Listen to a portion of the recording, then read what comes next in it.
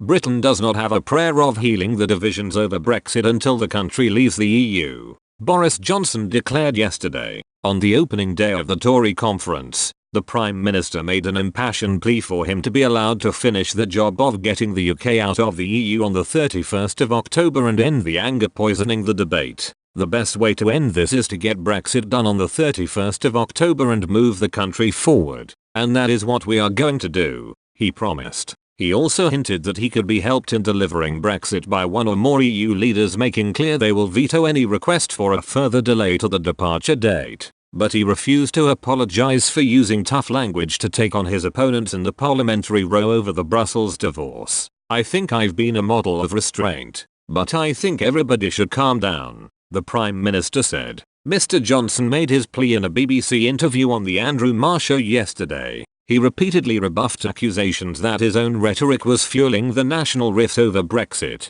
insisting the row could not be resolved until the country was free of Brussels rule. We haven't got a prayer of uniting the country until we get Brexit over the line, he said. What we need to do is move on, and the way to do that is to get Brexit done on the 31st of October. I think that the best thing for the country and the best thing for people's overall psychological health would be to get Brexit done. Mr. Johnson described violent threats to MPs as deplorable but rejected calls for toning down his rhetoric following widespread condemnation of the ill-tempered debate in the Commons last week. Let's be in no doubt that the threats to MPs, the abuse of MPs, particularly female MPs, is absolutely deplorable and something that we do a great deal in Parliament and as a government to try to counteract, to give MPs the security that they deserve, the Prime Minister said. I want to make a very important distinction between that issue of threats and abuse directed at MPs, which is totally unacceptable and which we have to prevent, and what I think is the legitimate use of old,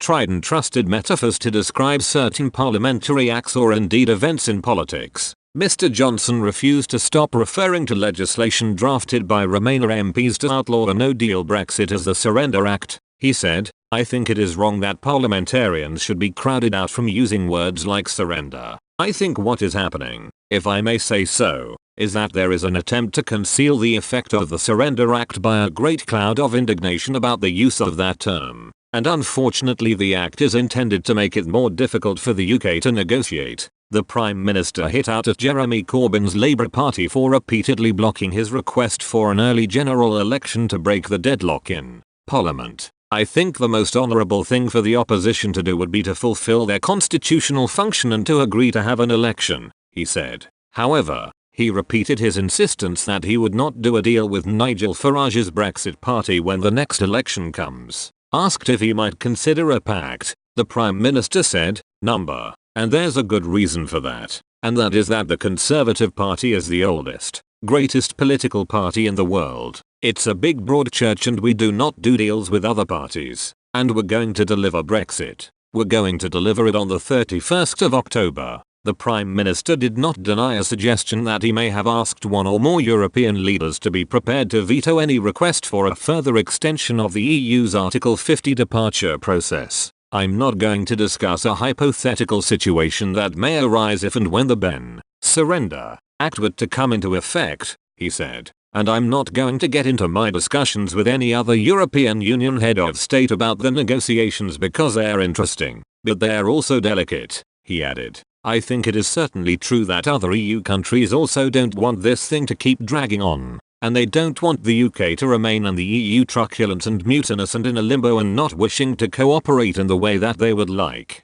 They want a good deal. There's the opportunity now to get a good deal. What I would like is for the government to be able to get on and do that deal. Mr. Johnson took another swipe at the Supreme Court for ruling his attempt to prorogue Parliament unlawful. He said, I think that the judgment by the 11 justices was certainly novel and peculiar. They went against the Master of the Rolls, the Lord Chief Justice, in extending the remit of the court into what was, I think, obviously a political question, and the consequences of that decision are going to be working their way through for quite some time. And he said felt delivering Brexit on time was his responsibility to the country. I've undertaken to lead the party and my country at a difficult time and I'm going to continue to do that, he said. I believe it's my responsibility to do that and I think that it's our job to get Brexit done on the 31st of October.